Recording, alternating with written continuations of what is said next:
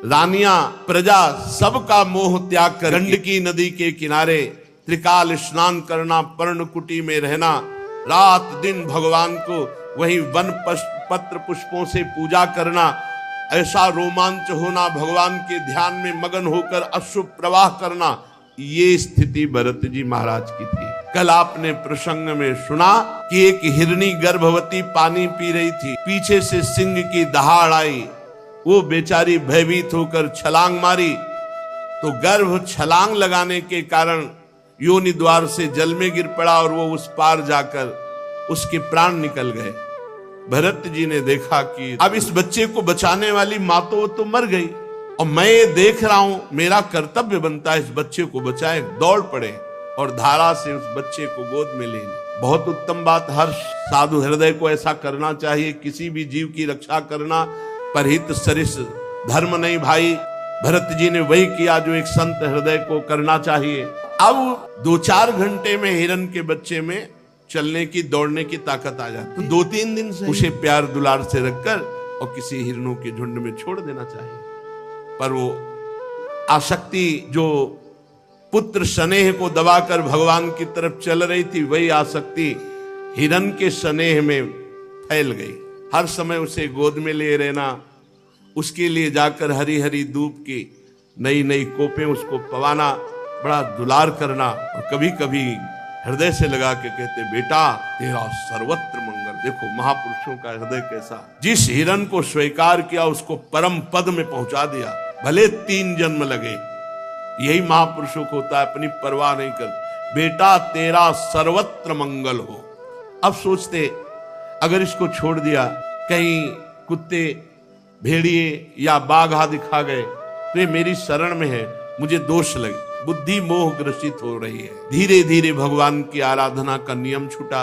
अब अगर ध्यान में बैठना चाहते हैं तो तुरंत स्मरण आता है, कहां गया हिरण का बच्चा, बस उसी की दृष्टि। अगर वो 5 मिनट ओझल हो जाए तो ऐसे विकल हो जाते जैसे विरहिणी आकाश में देखते हैं तो चंद्रमा में वही हिरण का चिन्ह दिखाई देता है, पृथ्वी में खुर देखते हैं तो कहते पृथ्वी तो बड़ी सौभाग्यशाली मृग शावक के चरण चिन्हों से चिन्हित है, जैसे गोपी जन भगवान श्री कृष्ण के चरण चिन्हों से चिन्हित भूमि को देख। ऐसी दशा, क्योंकि प्रेमी जो भगवत मार्ग का पथिक होता है उसका हृदय बड़ा द्रवित और एकाग्र होता है।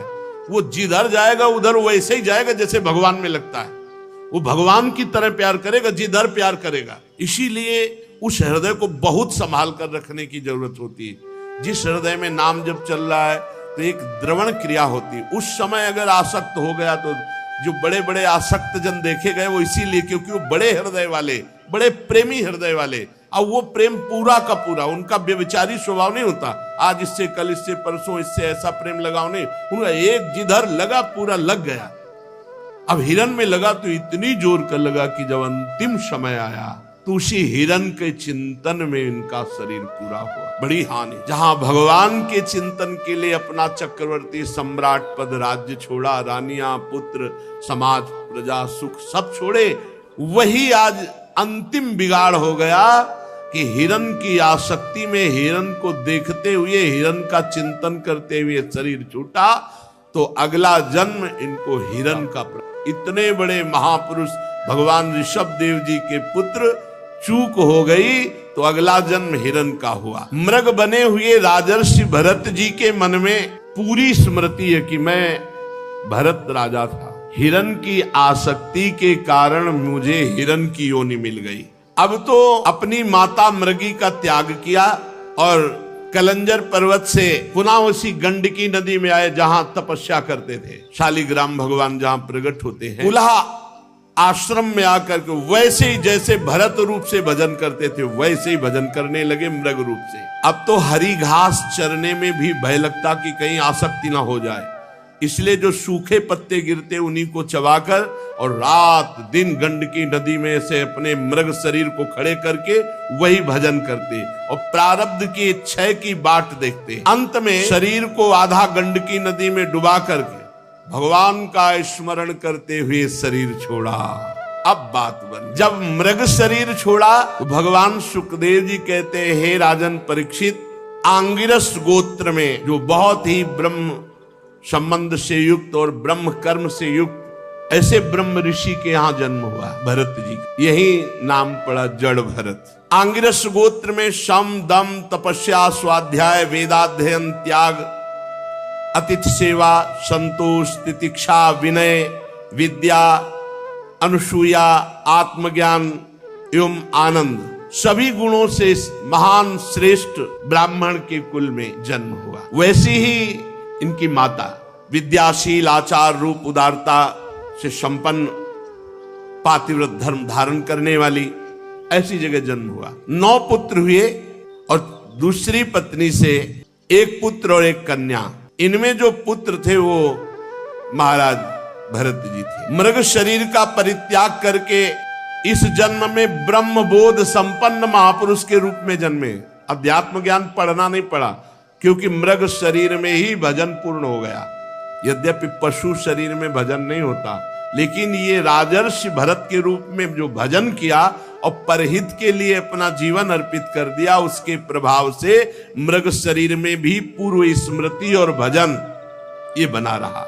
उसके प्रभाव से अब जो जन्म हुआ वो ब्रह्म बोध संपन्न महापुरुष के रूप में। पूरी याद है मैं राजर्षि भरत था, चूक हो गई, मृग बना, अब आकर के मैं इस ब्रह्म ऋषि के कुल में जन्मा हूं। पूर्व जन्म का पूरा स्मरण होने के कारण अब कोई विघ्न ना हो जाए, इसलिए वो पागलों जैसी वृत्ति में रहते। बाल्यावस्था से हर समय भगवद स्मरण परायण, ओठ बंद और पागलों जैसी चेष्टा। श्री भगवान के चरणों का स्मरण मूर्ख, पागल, अंधा, बहरा ऐसा अपने को दिखाने लगे बचपन से ही। क्यों? कोई प्यार न कर बैठे, कहीं किसी से अपनापन न हो जाए।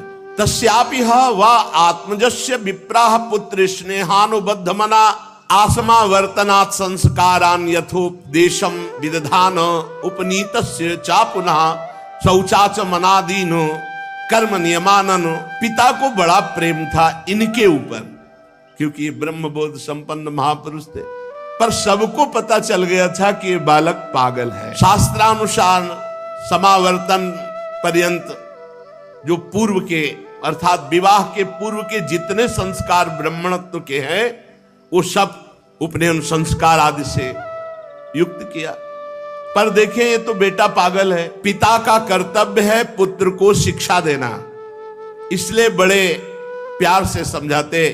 शौच के बाद ऐसे पवित्र हुआ जाता है, ऐसे आचमन किया जाता है, ऐसे ऐसे रहना चाहिए। भरत जी बिल्कुल उपदेश के विरुद्ध आचरण करते, जैसा उपदेश उसके विरुद्ध आचरण। क्यों? पिता की आसक्ति हम पे ना हो जाए, हमारी आसक्ति पिता पे ना हो जाए। साचापि तदुहा पितृ सन्निधावेवा सध्रीचीन म्यु इसम करोति छंदास्याध्यापयिष्यन् सा व्याहृति भी सा प्रणो शिरस्त्रिपदीम सावित्रीम। बहुत उपाय किया कि गायत्री मंत्र याद करवा दे। 4 महीने पूरा प्रयास किया, वर्षा काल में एक भी छंद याद नहीं करवा। फिर बसंत ग्रीष्म चैत्र वैशाख ज्येष्ठ आषाढ़ प्रणव सहित गायत्री मंत्र याद कराने का पूरा प्रयास किया, लेकिन पागल जैसी चेष्टा। पूर्ण विद्वान, बड़ा हृदय में दुख हुआ कि ये मेरा बेटा पागल है, और ये पता ले कि ये बेटा ऐसा है कि कुल के कुल परम पावन कर देगा। पर बहुत प्यार था भरत जी के प्रति उनके पिता का, इसलिए बार बार वो पुत्र को अच्छी तरह शास्त्रों की शिक्षा देते। शौच, वेदाध्ययन, व्रत, नियम, गुरु सेवा, अग्नि सेवा, ब्रह्मचर्य पालन, इन सब की कुछ नहीं। ठीक विपरीत चेष्टा, पागलों जैसी, मूर्खों जैसी। वो हार गए और कुछ समय बाद उनका शरीर पूरा हो गया पिता का। अब तो स्वतंत्र हो गए, क्योंकि और कोई प्यार ही नहीं करता था, पिता ही प्यार करते थे। इन महापुरुष को पागल मूर्ख समझकर कोई प्यार नहीं करता, केवल पिता प्यार करते थे। वो भी पधार गए। पूर्व परंपरा के अनुसार उनकी मां उनके साथ सती हुई। अब तो कोई बोलने वाला नहीं, जो भाई थे वो समझते थे मूर्ख और पागल है। वो कर्म कांड को सब कुछ समझने वाले विद्वान ब्राह्मण थे। अब ब्रह्म ज्ञान रूपी परा विद्या का सिद्ध महापुरुष भरत जी को कौन जाने, इसलिए वो भरत जी के प्रभाव को न जानने के कारण ये मूर्ख है ऐसा समझकर उपेक्षा करते।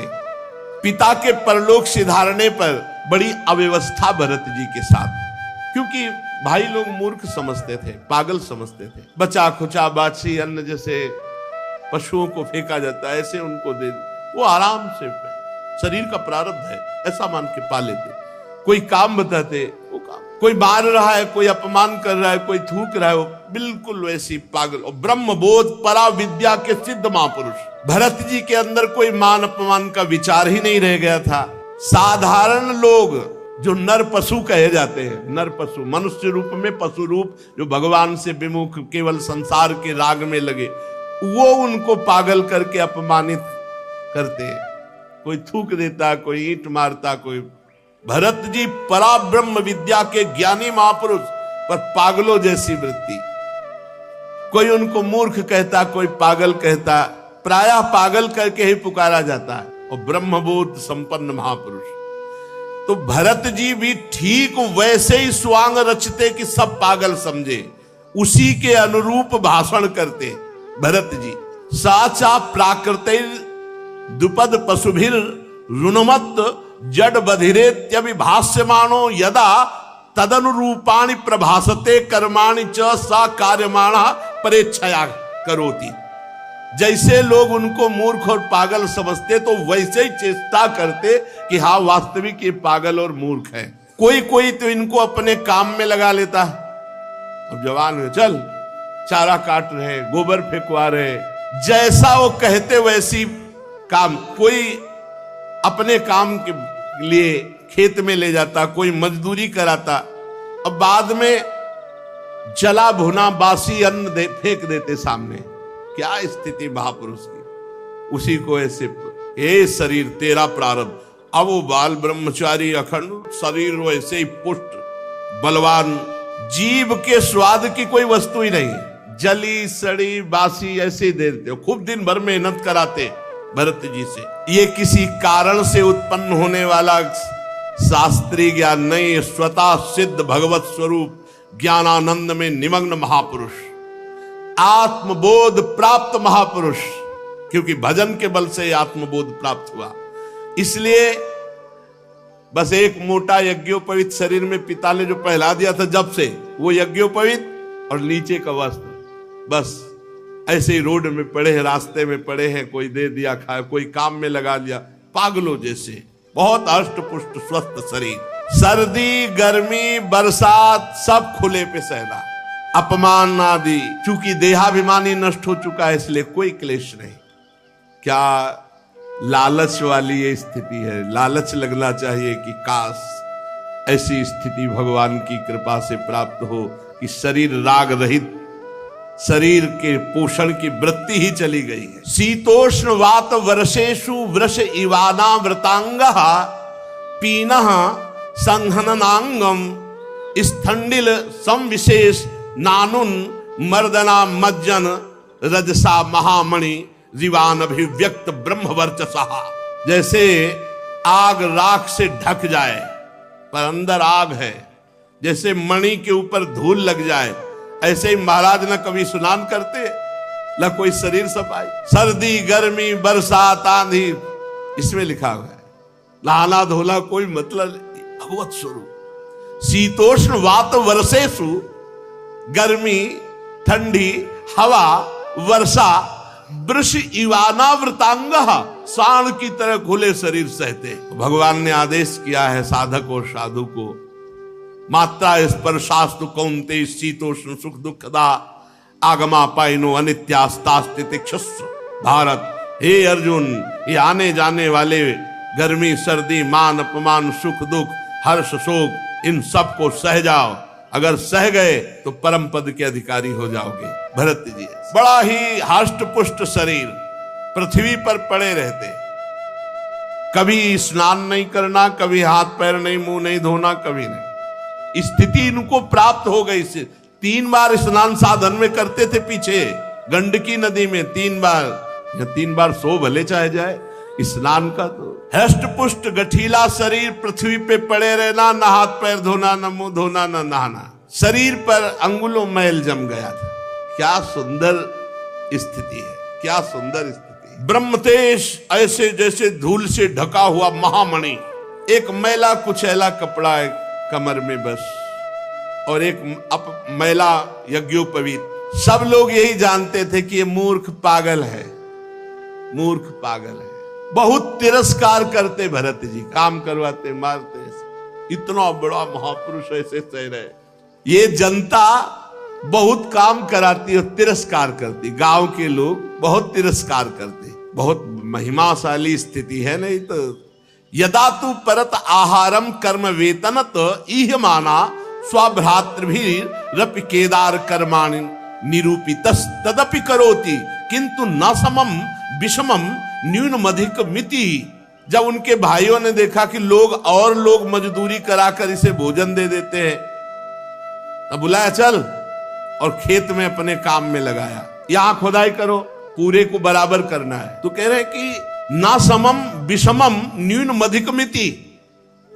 जहां समान खुदाई करनी थी वहां कुआं जैसा गड्ढा कर दी, जहां लगा दिया खोदो तो बस वहीं खोदते चले गए, क्योंकि ये पता नहीं चलना चाहिए कि ये बुद्धिमान है, मूर्ख है, ये पागल है, यही पता चल।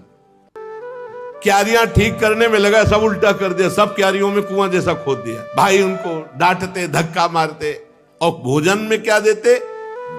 खली, भूसी, भुने हुए उड़द और चावल की कनकी सूखी ऐसे, जैसे जानवर को दी जाती है, या पके हुए अन्न की जली हुई खुरचन। कैसे महापुरुष है जिनको विश्व का परम पवित्र भोग सब मिलना चाहिए, वो कैसे जी रहे? स्पष्ट लिखा हुआ है कि उनके आहार में चावल की कनी, खली, भूसी, भुने हुए उड़द ऐसे सूखे और वो ऐसे चबा लेते, या पके हुए अन्न की जली हुई खुरचन, जली हुई, वो दे देते। बड़े अमृत के समान उसे शरीर का प्रारब्ध समझकर खा लेते। भगा दिया भाई, धक्का मार, एक काम। दूसरे भाई ने पकड़ लिया, खेत की रखवाली करो, खेत की। अब वो खेत की रखवाली क्या करे? खेत इधर, आसन लगा इधर में पड़े, उनसे खेत से मतलब क्या है? विपरीत। वो जो भी कार्य करते तो उसके विपरीत, जिससे पक्का सबको समझ में आया कि पागल है, वहीं पड़े हुए थे। और एक डाकुओं के सरदार ने भद्रकाली से कामना की थी कि पुत्र हो जाएगा तो नरबलि चढ़ाएंगे। नरबलि मतलब मनुष्य को काटेंगे आपके सामने, और संयोग से पुत्र हो गया। तो भद्रकाली को मनुष्य की बलि देने के लिए एक पुरुष को पकड़वा मंगाया। राजा था दस्युराज। अब उस पुरुष को छोड़ दिया गया बाजार में, खूब जो चाहो खा लो। उसको पता नहीं, वो जलेबी, गुलाब जामुन जो जो बढ़िया पसंद सबको खा रहा था। एक दुकानदार ने धीरे से कहा, खूब खा लो, अब इन्हें गर्दन कटेगी जाके तुम्हारी। क्यों? भूले तो ऐसे फ्री थोड़ी खाने को मिल रहा है। दस्युराज ने आज उत्सव मनाया है और तुम उनके बलि पशु हो, तुम्हारी गर्दन कटेगी। तो उसने दोना पत्तल जो होता वो साथ लिए, भागा, वहां से निकल गया, भाग गया। अब जो रक्षक थे उनको, वो तो खुला छोड़े हुए थे कि खा पी लेगा, पकड़ लेंगे। जब देखा कि वो आदमी भाग गया तो सोचा अगर राजा से कहा जाके तो हम ही किसी को भी बलि चढ़ा देगा, इसलिए तुरंत कोई नर पशु पकड़ना चाहिए। दैववश वो तो भाग गया जिसको पकड़ के लाए थे। चारों ओर सेवक दौड़े कि अब कोई मनुष्य मिल जाए, नहीं तो हम लोगों की बलि चढ़ा देगा राजा। तो रात के समय तक दैवी योग दृष्टि पड़ी आंगिरस गोत्री ब्रह्म प्राप्त महापुरुष श्री जड़ भरत जी के ऊपर।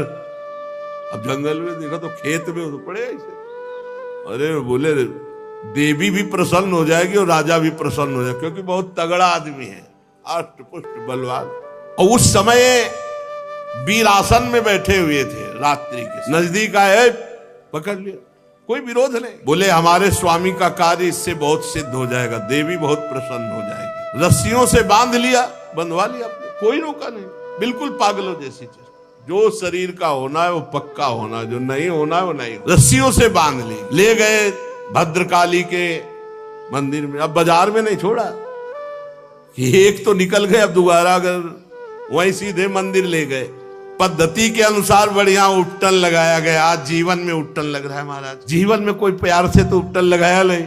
भरत जी ले और लंबे हाथ बढ़िया उट्टन लगा कर। अब ये नहीं कि ज्ञान नहीं, पता है, तलवार भी रखी, पता है दोनों शरीर का है, जो शरीर का प्रारब्ध है उसको भोगना होगा। विधि पूर्वक बढ़िया इत्र फुले लगा के स्नान, सब नए नए वस्त्र पहनाए गए, चंदन लगाया गया, माला, जैसे अब गर्दन कटनी तो माला भी। फिर सुंदर खीर पुआ भोजन डट के भरत जी ने, कोई चिंता नहीं, पता है अज्ञानी थोड़ी परम ज्ञानी है। फिर धूप दीप से आरती की गई क्योंकि बलि चढ़ाना है। इसके बाद शुरू हुआ ढोल बजना, मृदंग ढोल, और भद्रकाली जी के सामने इनको ले जाया गया। भरत जी को कहा गया सर नीचा करके ऐसे झुका के बैठ जाओ, घुटने के बल सर नीचा करके आराम से बैठ, कोई परेशानी नहीं। और आदमी तो चिल्लाए लगते, अरे चिल्लाए क्योंकि सामने भारी तलवार वजन वाली पूजन की हुई रखी हुई थी। भरत जी ने देखा प्रारब्ध है, सर झुका दिया। दस्यु राजा आया और अभिमंत्रित वो बहुत वजन वाली खड्ग उठाई तलवार। अब ये तो ब्रह्म स्वरूप महापुरुष, वो रज और तम से मिश्रित स्वभाव वाला दस्युराज उन्मत्त होकर के जो ही ऐसे तलवार उठाई, एक तो ब्रह्म ऋषि, दूसरे ब्रह्मबोध संपन्न, शरीर राग रहित ब्रह्मबोध संपन्न महापुरुष के जे ही गर्दन पर तलवार प्रहार करने के लिए की, भद्रकाली के शरीर में ब्रह्म तेज से आग पैदा हो गई। भद्रकाली को असहनीय हो गई, चीख पड़ी, मूर्ति फाड़कर निकल पड़ी और वही तलवार लेकर के अपने जितने पूजा करने वाले थे सबकी गर्दनें उड़ा दी। अंबा को ये पसंद नहीं आया, मां को ये पसंद नहीं आया। जो लोग बलि देते हैं हीन पशुओं की, जरा इस प्रसंग से सुनकर देखे कि मां जगदम्बा है या केवल तुम्हारी ही मां है। अगर वो जगदम्बा है तो हर पशु पक्षी की मां है, वो कैसे बर्दाश्त कर सकती है अपने पुत्र का हनन? तुम्हारी दुर्गति होगी। माताजी जगत जननी, माताजी ने उनको मारा जो अन्य पुत्रों का नाश करना चाहा, तो माताजी ने उनको घेर करके मारा। चाहे रक्त बीज हो, चाहे शुंभ निशुंभ हो, चाहे जो भी महिषासुर हो, कोई भी हो, जिसने अन्य समाज को नष्ट करना चाहा, अंबा असहनीय होकर के अपने पुत्रों की रक्षा के लिए उसको मारा। ऐसा नहीं है, निर्बल जीवों की हत्या करोगे तो मां प्रसन्न हो जाएगी। अपनी जबान की चाटुकारिता स्वाद के लिए तुम पशुओं को मारते हो और सोचते हो कि जगदम्बा प्रसन्न हो जाएगी, नरक जाओगे। किसी भी जीव की हत्या ऐसे नहीं लिखी। कोई देवी देवता नहीं चाहता कि आप किसी जीव की हत्या करें, वो प्रसन्न हो जाए। अरे उनको चाहिए तो पूरे विश्व को चाट जाए। वो अंबा है। देवी के शरीर में आग पैदा हो गई और फाड़कर मूर्ति निकल पड़ी और वही खड्ग छीनकर अपने समस्त पूजकों को काट डाला। माताजी ने बड़ा भयानक हाहाकार मचा दिया। भद्रकाली है, विकराल अट्टहास। ये देखो ब्रह्मबोध संपन्न हुआ, रस्सी से बांध लाए तो बंध के आ गए, नहा दिया तो नहा लिया, खवा दिया, गर्दन झुकाओ, गर्दन झुका दी, अंबा प्रकट हुई, सबको काट डाला। अब कोई बांधने वाला ले तो चल दिया। ये है ब्रह्मबोध संपन्न महापुरुष की स्थिति। और माताजी अट्टहास करके गरज रही, केवल भरत जी वहां जिंदा है और सबको मार डाला, सबको काट दिया माताजी। सत्य है एवमेव खलु महदविचारातिक्रमः कार्ष्णेनात्मने फलति। सत्य है कि जो महापुरुष का अपराध करेगा सर्वनाश हो जाएगा, कोई भी हो। महापुरुष के अपराध से डरना चाहिए। दैवी शक्ति भी रक्षा नहीं, अपने उपासकों की गर्दनें काट दी। जो देहाभिमान रूपी सुदृढ़ ग्रंथि जिनकी नष्ट हो चुकी है, समस्त प्राणियों की जो आत्मा है वैरहीन है, साक्षात ऐसे ब्रह्मबोध संपन्न महापुरुष का अपमान भद्रकाली भी नहीं सह पाई। भद्रकाली के शरीर में आग पैदा हो गई और मूर्ति फोड़कर प्रकट होकर अपने उपासकों को काट डाला। भगवत भक्त परमहंसों के लिए देखो, सिर कटने का अवसर आने पर भी कोई भय नहीं और बच गए तो कोई हर्ष नहीं, उठे और चल दिए। आराम से मस्ती से जा रहे थे, खूब पूजे, तिलक लगे, खाए पे, नए कपड़ा पहने थे, मस्ती से। उधर सिंधु सौवीर देश का राजा रहुगण, ये वही रहुगण है हिरण, भरत जी के कर कमल से द्वारा पोषित। अब ये भला आकर सिंधु सौवीर देश का राजा, और ये जा रहे थे कपिल भगवान से सत्संग करने, पालकी में बैठ के। कहा था ना भरत जी ने हिरण के रूप में जब ये थे कि बेटा तेरा सर्वत्र मंगल हो, अर्थात मैं तेरा सर्वत्र मंगल करूंगा। पालकी पर चढ़कर जा रहा था। जब इक्षुमती नदी के किनारे पहुंचा तो पालकी उठाने वाले कहारों के जमादार की एक कहार को बुखार आ गया और वो डगमगाने लगी, पालकी असमर्थ। तो कहा भाई एक नया किसी को खोज लो, राजा है वो तो हुक्म पे। तो इन्हीं को देखा, बढ़िया नए कपड़ा पहले, खीर पाए, तिलक लगवाए आ रहे थे। सोचा ये बहुत हष्ट पुष्ट मनुष्य है, जवान है, बैल जैसी ताकत है, बहुत बढ़िया कहार का। गोखर बद्धुरम बोढ़ मलमिति पूर्व विष्टि ग्रहित ही।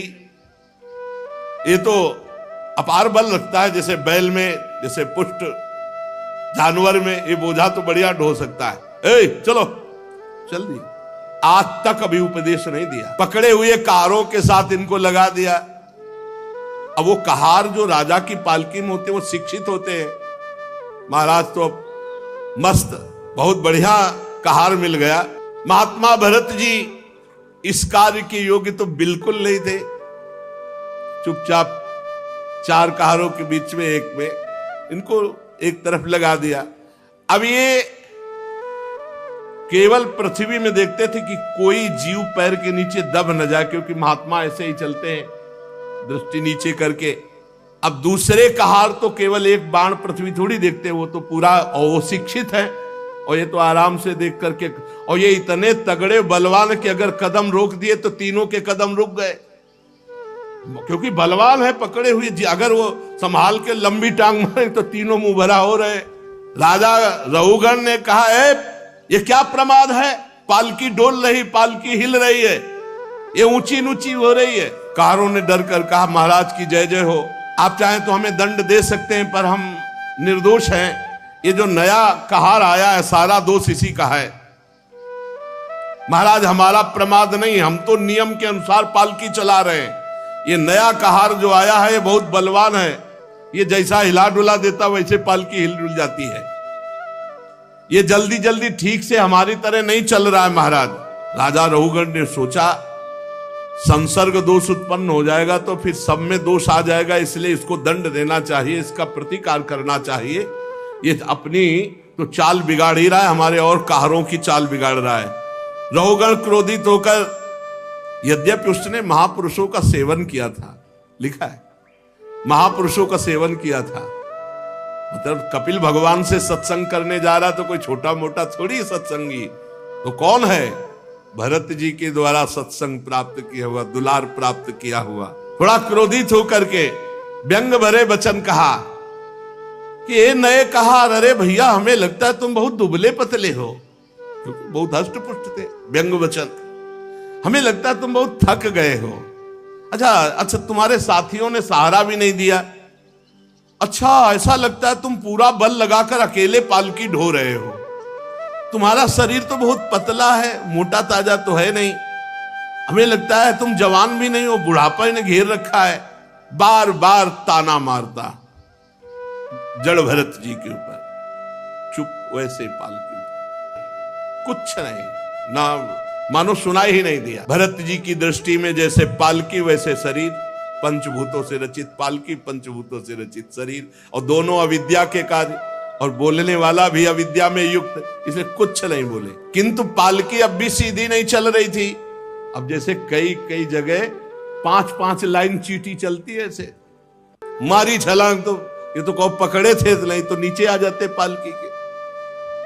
राधा रहुगण को बहुत क्रोध आया, आग बबूला हुए, अरे ये क्या, तू जीता ही मर गया है, तू मेरा निरादर कर रहा है, मेरा उल्लंघन कर रहा है, मालूम देता है तू प्रमादी है। जैसे दंड पानी यमराज का दंड निष्फल नहीं जाता, ऐसे मैं तुझे दंड दूंगा, तेरा इलाज करूंगा, तेरे होश ठिकाने लाऊंगा। जड़ भरत जी ले एक बार देखा कि इलाज तो गुरु हमने तुम्हारा कर ही दिया है इलाज तो हो ही गया है तुम्हारा, क्योंकि तुमको कांधे पे ले लिया। पहले भी कांधे पे लिया था, वो अब भी कांधे पे लिया है। हमें 3 जन्म लगे, अब तुम्हारा इलाज पक्का हो जाएगा। अनाप शनाप बातें रहुगण। उनको बड़ा पांडित्य का ज्ञान, अभिमान था कि मैं बहुत ज्ञानी हूं रहुगण को। जड़ भरत जी ने देखा कि कच्ची बुद्धि, और मुस्कुराए आज जिंदगी में पहली बार बोले महाराज। श्री भगवत रसिक जी कहते हैं कि बोले ना बोले तो हृदय की ग्रंथि खोले। आज प्रवचन शुरू है महाराज जड़ भरत जी का। त्वयोदितम व्यक्तम अविप्रलब्धम भरतु समय स्याद्यदि वीर भारः गंतुर यदि स्यादधिगम्य मध्वा पीवेति रासौ न विदाम प्रवादः। तुमने जो कहा सब यथार्थ है जड़ भरत जी। मैं कोई उलहना नहीं दे रहा हूं। कितना हो भाग्य कि आज जिंदगी में आज जड़ भरत जी बोले नहीं। अभी तलवार चलने की स्थिति में भी नहीं बोले, आज तक नहीं बोले, मौन। आज बोले भार नामक कोई वस्तु है तो ढोने वाला कोई है ही, मार्ग है तो चलने वाला कोई है। मोटापन, पतलापन, ये सब शरीर के लिए है, आत्मा के लिए तो नहीं ना। क्या ज्ञानी जन ऐसी बातें करते हैं जैसे तुम करते हो? कैसे समझा रहे? जैसे बेटा को समझा। ये स्थूलता, मोटापन, कृष्णता, पतलापन, आधी, व्याधि, भूखो, प्यास, भय, कलह, इच्छा, बुढ़ापा, नींद, आसक्ति, क्रोध, अभिमान, शोक, ये सब देहाभिमानी को प्राप्त होते हैं, आत्मस्वरूप में नहीं। क्या सुंदर बात, क्या सुंदर बात। ये सब देहाभिमानी को प्राप्त होते हैं, आत्मस्वरूप को नहीं। राजन, तुम जो कहते हो मैं तुम्हें दंड दूंगा, मार दूंगा, ये विकारी पदार्थों को, निर्विकार स्वरूप को नहीं, मेरे स्वरूप को। बहुत ये दोनों बातें जो मारना या जीना है, ये आदि और अंत वाले इसी शरीर के अंतर्गत की बात है, स्वरूप में नहीं। यशस्वी नरेश, स्वामी और सेवक भाव जहां स्थित होता वहां आज्ञा पालन होता। मैं आपका सेवक नहीं हूं, तुम हमारे स्वामी नहीं हो, तुम्हारी आज्ञा का पालन हमारे ऊपर लागू नहीं होता। तुम राजा हो, मैं प्रजा हूं, ये भाव होने पर तुम्हारा शासन लगता। मैं प्रजा नहीं हूं तुम्हारी, ये भेद बुद्धि मेरे में नहीं है, व्यवहार के लिए अवकाश नहीं है। बहुत कोई थोड़ा परमार्थ को जो समझ रहा होगा वही समझ पाता है। परमार्थ दृष्टि में कौन स्वामी और कौन सेवक? तुम कहां राजा और मैं प्रजा? ये परमार्थ दृष्टि में कहां है? स्वामित्व का अभिमान रखने वाले हो तो बोलो, अब बोलो मैं तुम्हारी क्या सेवा करूं। अगर स्वामित्व का अभिमान रखते हो तो बोलो मैं तुम्हारी क्या सेवा करूं। वीरवर, तुमने कहा मत उन्मत्त प्रमत्त, तो मैं अपनी स्थिति में रहता हूं, तुम मेरा इलाज क्या कर सकते हो? तुमने कहा जड़ और प्रमादी ये शरीर, तुमने कहा शिक्षा दोगे तो पिसे हुए को क्या पीसोगे? क्या पीछोगे? शरीर को तो दंड दोगे और फिर नीचे करके पालकी लेके चल दी। जड़ भरत जी की दृष्टि और वचन और तत्व का उपदेश, अब तो रघुगण कूद पड़ा पालकी से, साष्टांग दंडोत हुआ। क्योंकि ऐसा कोई ब्रह्मबोध संपन्न महापुरुष ही बोल सकता है। राजमद चूर चूर हो गया, चरणों में सिर रख करके, हाथ जोड़ करके, घुटने टेक करके कहा। पालकी लिए हुए भरत जी कूद पड़ा रघुगण, साष्टांग दंडवत, आगे घुटने टेक कर हाथ जोड़कर कहा, देव आपका एक ही चिन्ह दिखाई दे रहा, यज्ञोपवीत द्विज का, ब्राह्मण का, और आप प्रच्छन्न भाव से विचरने वाले हैं। क्या आप अवधूत शिरोमणि दत्तात्रेय, या आप कौन हैं? कहीं आप साक्षात भगवान कपिल देव जी तो नहीं है? मुझे इंद्र के वज्र से डर नहीं लगता, ना हम विशंके सुरराज वज्रान्न त्र्यक्षशूलान्न यमस्य दंडात, नान्यर्क सोमा नीलवित्त पास्तात छंके भृशम ब्रह्म कुलावमानात। महाराज, मुझे इंद्र के वज्र से डर नहीं, भगवान देवादिदेव महादेव के त्रिशूल से भी मुझे डर नहीं, यमराज के काल दंड से भी डर नहीं, अग्नि सूर्य चंद्र वायु कुबेर इनके अस्त्रों से डर नहीं, पर मैं डरता हूं ब्रह्म ऋषि के अपमान से। आप कोई प्रच्छन्न भेष में अवधूत महापुरुष हैं, आप मूर्खों की भांति विचरण करने वाले, इसलिए मेरे से अपराध बन गया। साधु, आपकी दृष्टि और आपके वचन की मैं था ही नहीं पा रहा हूं कि आप कितने अगाध ज्ञान संपन्न हैं। मैं आत्मज्ञानी मुनियों के परम गुरु साक्षात भगवान श्री हरि की ज्ञान शक्ति के अवतार योगेश्वर भगवान कपिल देव जी के यहां सत्संग करने जा रहा था, सत्संग सुनने। क्या आप इस भेष में मुझे ज्ञान देने के लिए भगवान कपिल देव जी आए हैं? कौन हैं आप? अपना रूप छिपाकर विचरण कर रहे हैं। भला मुझ जैसे विवेकहीन पुरुष कि कहां सामर्थ्य है कि आप योगेश्वरों की गति को हम जान सके। प्रभु, कि आप योगेश्वरों की गति को हम जान सके। प्रभु, आपके कुछ वचनों से मुझे संशय हो रहा है, मैं प्रश्न करता हूं। दृष्टा श्रमः कर्मत आत्मनो वैर भर्तुर गंतुर भवतश्चानुमन्ये यथा सतो दान यनाद्य भावात समूल इष्टो व्यवहार मार्गे। आपने जो ये कहा कि शरीर को दंड दो या सम्मान दो या अपमान करो, कोई फर्क नहीं पड़ता, तो नहीं महाराज, फर्क पड़ता है। मैं युद्ध आदि में जब श्रमित होता हूं तो मेरा शरीर श्रमित होता है, तो मुझे अनुभव होता है कि मैं श्रमित हो गया। जब बोझा ढोया जाता है तब ये लगता है कि मैं थक गया, तो मतलब शरीर का थकना आत्मा का थकना लगता है। शरीर का पीड़ित होना मतलब आत्मा को पीड़ित होना पड़ता है। सही लग रहा है ज्ञान? अब देखो अपने लोगों को सही लग रहा है ना, यही अज्ञान है। रहुगण ने कहा कि जैसे युद्ध में कर्म किया जाता है तो अस्त्र लगते हैं, थकित होता है, तो जब शरीर को पीड़ा होती तो अपने को पीड़ा होती है ना। और आपने कहा शरीर का मान अपमान व्याप्ता नहीं है। बोझा ढोने पर शरीर को थकान होती तो अपने को लगती है ना थकान। मुझे ये बात समझ में नहीं आई आपने जो कहा। क्या घड़े से जल लाना ये मिथ्या है? घड़ा मिथ्या है कि जल मिथ्या है? और घड़े से जल लाना रूपी क्रिया मिथ्या है? क्योंकि जड़ भरत जी ने कहा शरीर और पालकी और जाने की क्रिया ये सब मिथ्या है। देह का सुखद या दुखद प्रभाव आत्मा पे पड़ता है, रहुगण ने कहा। जैसे आपने कहा नहीं पड़ता, माना। चूल्हे पे रखी है बटलोई और बटलोई में है पानी और पानी में है चावल, और जब अग्नि का ताप लगता है तो बटलोई भी गर्म होती है, पानी भी खौलता है और चावल भी पकता है। ऐसे ही जब शरीर को पीड़ा होती है तो अंतःकरण को पीड़ा होती है, जब अंतःकरण को पीड़ा होती है तो आत्मा को होती है।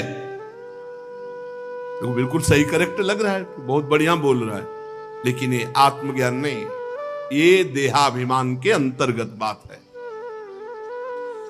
और आपने जो कहा कि दंड देना व्यर्थ है, हमारे को दंड देना व्यर्थ है, तो व्यर्थ कैसे हो सकता है?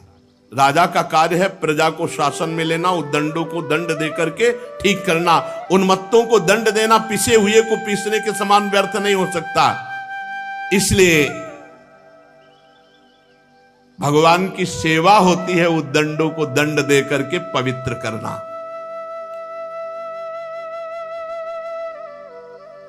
राजत्व के अभिमान से उन्मत्त होकर मैंने यदि आपकी अवज्ञा की हो तो मैं आपसे अपराध मुक्त होने के लिए विनय करता हूं, क्षमा कीजिए।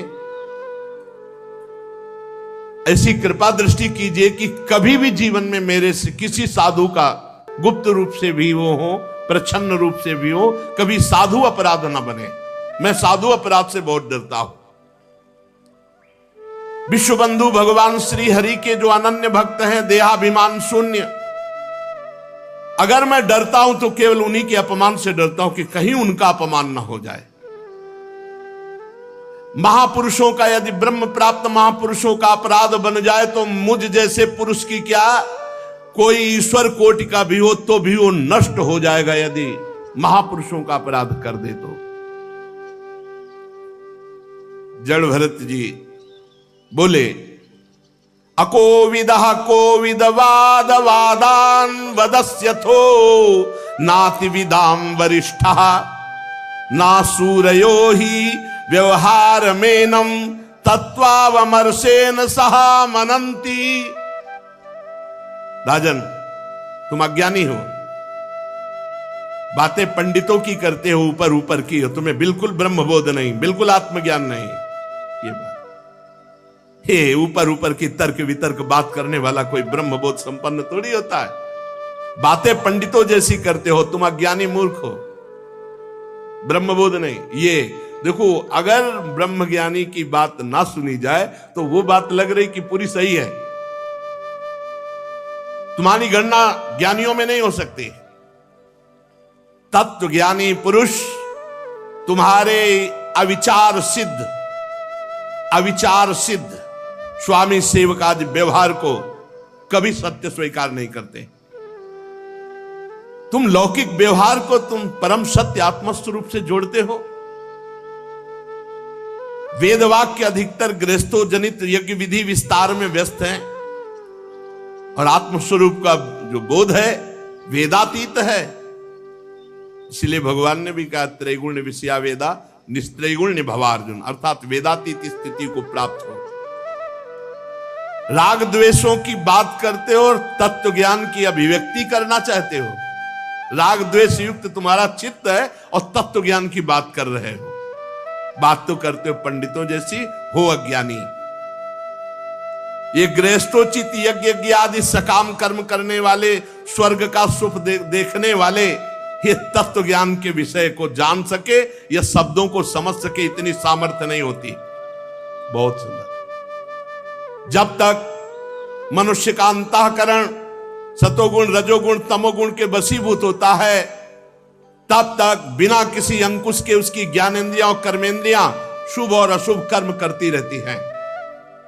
क्या जानेगा वो तत्व ज्ञान जिसका अंतःकरण त्रिगुण से ग्रसित है, सतोगुण रजोगुण तमोगुण से।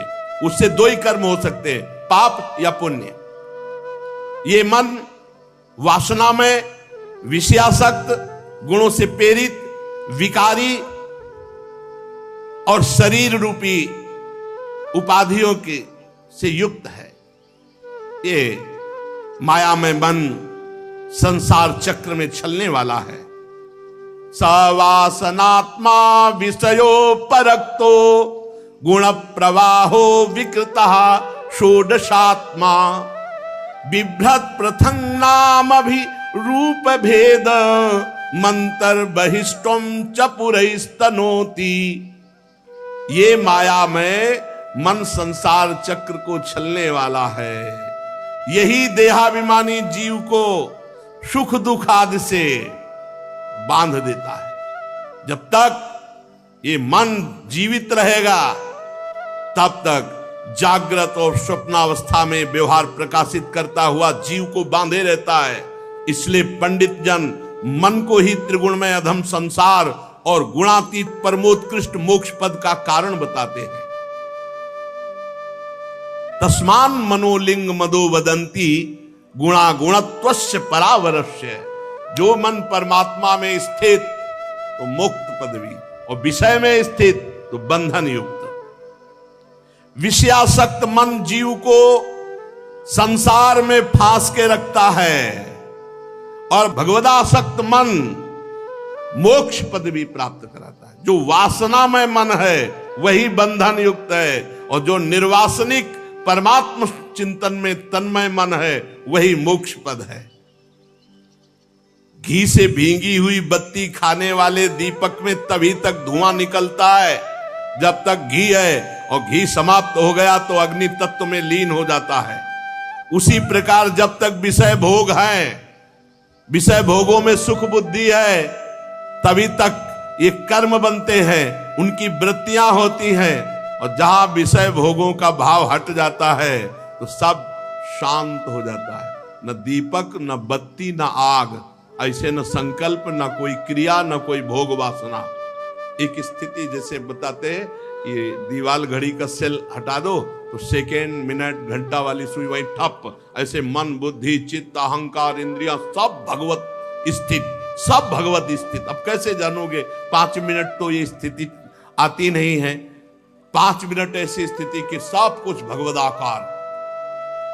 5 कर्मेंद्रियां, 5 ज्ञानेंद्रियां, 1 अहंकार, ये 11 मन की वृत्तियां हैं। 5 प्रकार के कर्म, 5 तन्मात्राएं, 1 शरीर, ये 11 उसके आधारभूत विषय कहे गए हैं।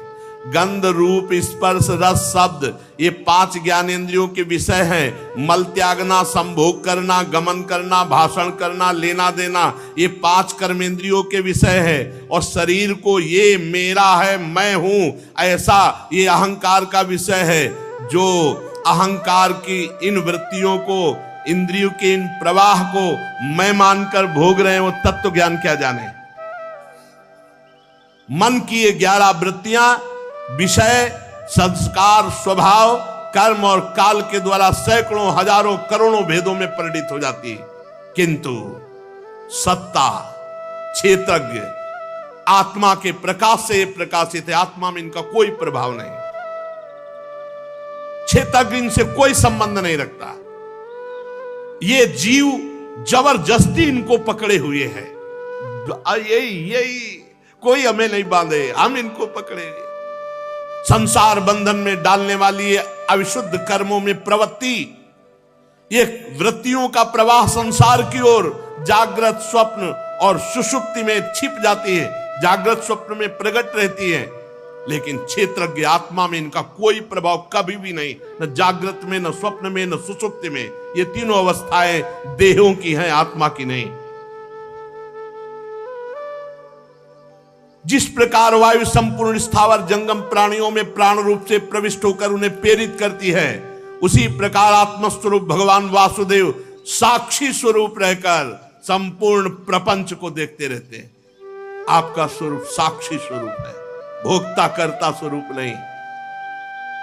जब तक शुद्ध ज्ञानोदय नहीं होता राजन, तब तक माया का कोई तिरस्कार नहीं कर सकता। ये जो सबकी आसक्ति छोड़ चुका है, जो काम, क्रोध, लोभ, मोह, मद, मत्सर 6 शत्रुओं को जीत चुका है, वही आत्म तत्व को जान सकता है, अन्यथा नहीं।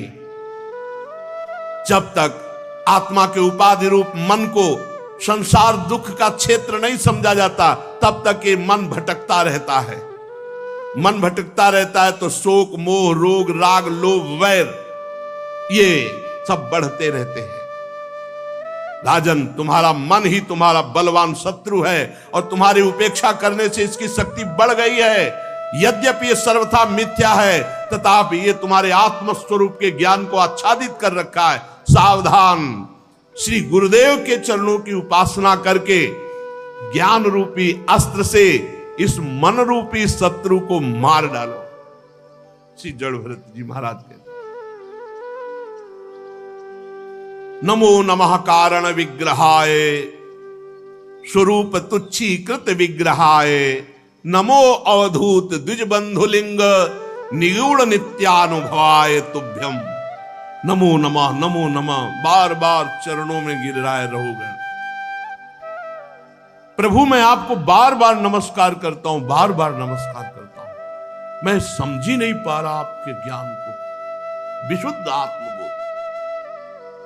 आपने जगत का उद्धार करने के लिए देह धारण किया। योगेश्वर ने की चेष्टा, मुझे कैसे आत्मज्ञान हो ये समझाने की चेष्टा करें। तो फिर भरत जी महाराज जो बोलते हैं वो आगे चलता है। श्री राधा वल्लभ लाल की जय।